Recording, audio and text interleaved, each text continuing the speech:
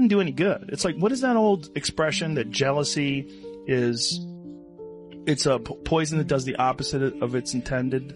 Oh, right. It doesn't affect the other person at all, but it poisons yourself. Yeah. It wastes your energy and time. It just is it's so indicative that you are insecure. Yes. It's like people don't realize what a giveaway that is when they are talking shit. You're just like, ugh, this is just showing me that you fucking don't like yourself.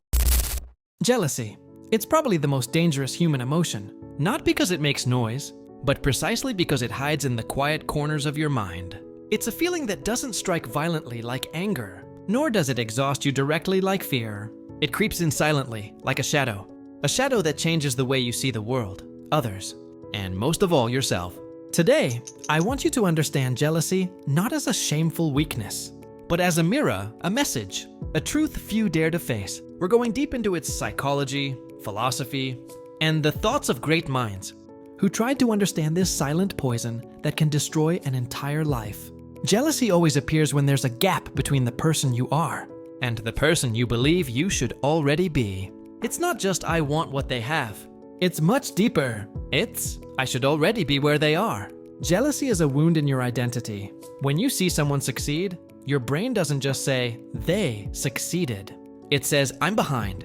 And that's where it all begins. Nietzsche had a profound way of describing it. He said jealousy is the shadow of admiration. You admire someone, but that admiration turns painful when, instead of motivating you, it reminds you of everything you haven't achieved yet. Jealousy is admiration hurt, admiration that has lost its direction. It's your own potential feeling betrayed by your inaction. Carl Jung went further. He said that everything you envy in others represents a part of yourself that you haven't yet developed.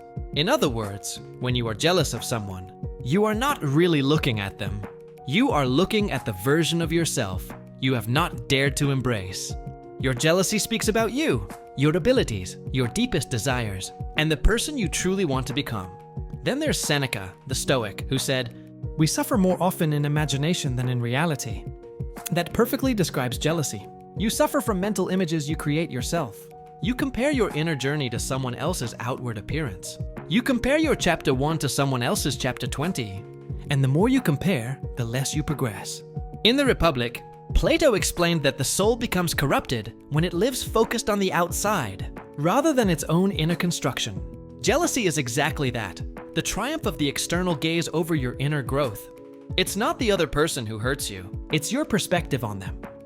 Modern psychology identifies 3 main sources of jealousy: personal insecurity, fear of scarcity, and constant social comparison. Insecurity makes you believe that if someone wins, you lose. Fear of scarcity convinces you that there isn't enough success for everyone.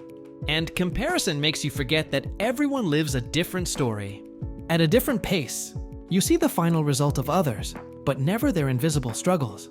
Jealousy is dangerous because it becomes a prison. You no longer live for yourself. You live against the other. You stop moving forward. You just observe. You stop appreciating what you have.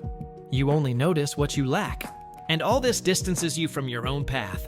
Every minute you spend envying someone, it's a minute not invested in your own growth. You lose focus, energy, identity. But here's the truth. No one tells you. Jealousy is not there to destroy you. It is a signal, an indicator, a compass. When you feel jealous, it's not condemnation.